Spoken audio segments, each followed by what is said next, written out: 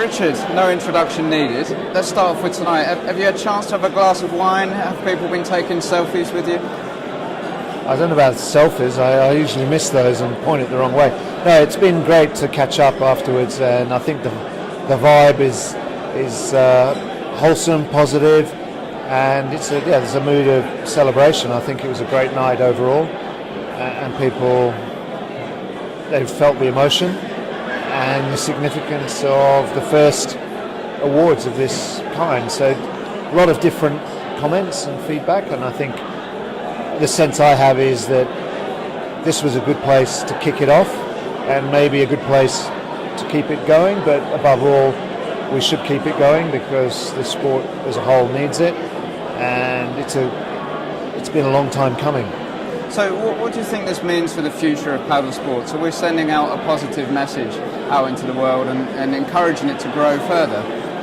Well, there's unity and diversity. I think there's a greater appreciation of the feats and achievements of different athletes or individuals across the sport. So I think that's inspirational as a whole. So you could be an Olympic champion and be inspired by somebody that's done great things in the field of expeditions, for example, or marathon feats. So and vice versa. So I think that's the power of, I suppose, a global type of award in the fullest sense of the word. And you must be very proud of Jess as well, obviously winning the Academy Award, which is unanimously with the highest amounts of votes, so you must be a proud dad. Well, yes, of course I am. That's normal, and she's done very well, and I think she embraces more than just her own events. So, Richard, you were originally involved with the paddle sports, with the development of the World Paddle Awards with Rob Van Bommel. How did this come about? Was it over a glass of wine, or?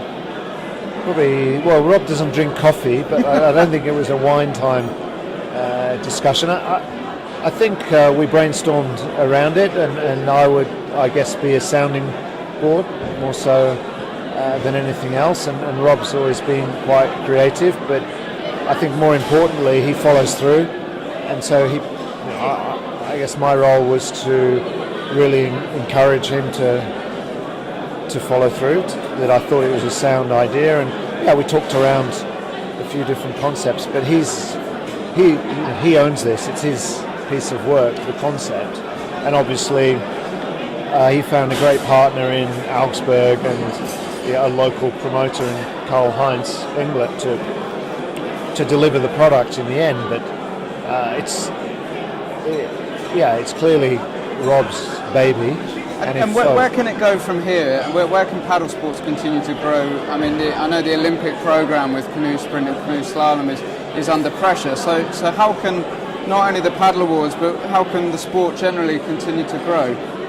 Well, I think the paddle awards is one thing, and that will continue to evolve and grow. And certainly I hope it's an annual event, and I hope that this sort of sets the benchmark really for the future. In terms of where paddle sports themselves go and what could happen there, well, that's an open question, and in a night like tonight makes one realise that there's a lot more to our sport than more of the same. So there's a potential for opportunity, and I think that there's a strong message about diversity and strength in diversity, and that's something our sport has to offer. Not all sports have that. Cycling has it. You have mountain biking, road racing, track cycling, BMX, and canoeing. Canoe kayak as a whole has that diversity. It just hasn't been exploited. So I don't think that's the motor for something like tonight, but I think it does help reinforce the fact that perhaps when we listen to the messages from the IOC, when we read that Agenda 2020 in detail and the philosophy behind it, the key words that I draw out of it is to change or be changed. That is the question. Those were the words of Thomas Sparks. So where we have that opportunity of diversifying, I suppose, our portfolio of events and disciplines, then we should think very hard about not going there. If we rely on the traditions of the past as opposed to the opportunities for the future, then I think we'll be in trouble. Okay, a final question then. What have you been focusing on with the Australian canoeing team in terms of in your position as performance director? What can we expect from you over the next year and your team? Well, hopefully good performances and a strong progression through the qualification process and to Rio. There's still a fair way to go.